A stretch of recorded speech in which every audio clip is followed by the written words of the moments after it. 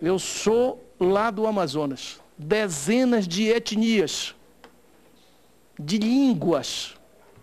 Há um movimento muito forte do movimento indígena no sentido de fazer que a língua, a nossa língua oficial, respeita e possa conviver com línguas que mantêm a história do Brasil, da Amazônia, que garantem, né, a presença até hoje, com muitas dificuldades, mas de culturas que compõem a nossa Amazônia e o Estado brasileiro. Então, ou seja, tem reivindicações do ensino indígena, da cartilha indígena, do livro didático, respeitando justamente essas diferenças culturais que ainda existem, estão aí. Então, quero lembrar aqui do pleito, lá no extremo norte do Brasil, da cidade de São Gabriel da Cachoeira, que tem um prefeito que é índio, né? E o MEC vem acompanhando, mas nós temos até hoje a dificuldade de implementar na sala de aula a língua indígena, né? De setores que estão lá, vivendo, produzindo, enfim, compondo a nossa sociedade. E por último, e assim para finalizar mesmo, refletir aqui, eu tenho muito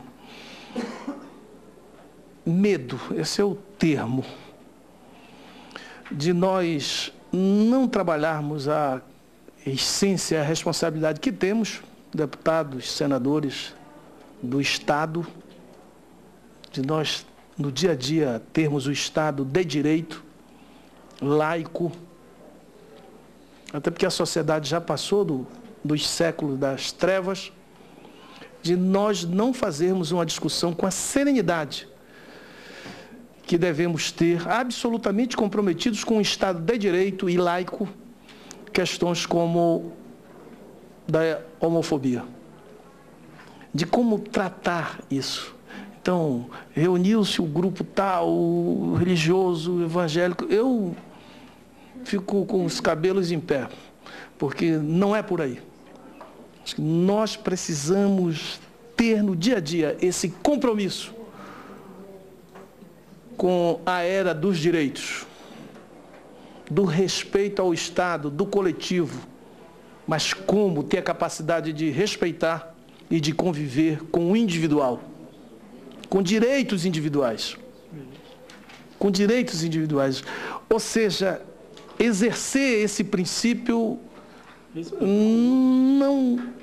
não é matéria simples, mas nós temos que bater todos os dias nessa tecla de respeitar o individual, o outro, homem, mulher, negro, índio, pobre, enfim. Mas parabéns pela vinda e pela serenidade e de admitir.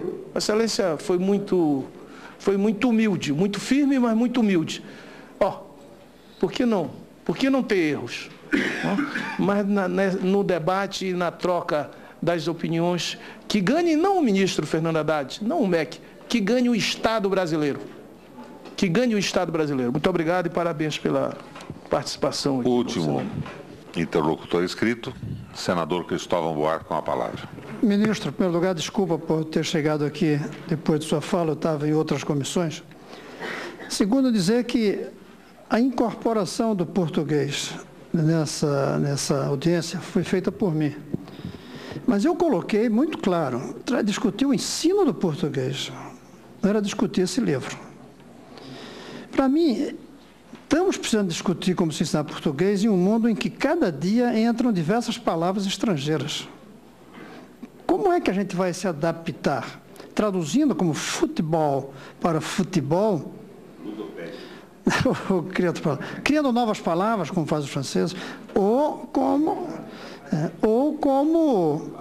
os islandeses, que eles têm uma equipe permanente ligada à academia deles para criar palavras que digam em islandês coisas novas que não existiam quando o islandês chegou lá, vindo dos países nórdicos.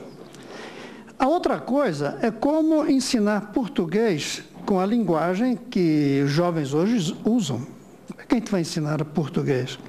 Como ensinar português com os sotaques diferentes que nós temos? Então, a minha ideia era discutir como fazer o ensino de português em um mundo dinâmico, que é um problema. Quanto ao livro que terminou dominando, eu quero dizer que o livro é bom. Tem uma página que, de fato, me incomoda, porque passa a ideia da tolerância com formas diferentes de falar e que, no fim, não é a garantia de uma liberdade, é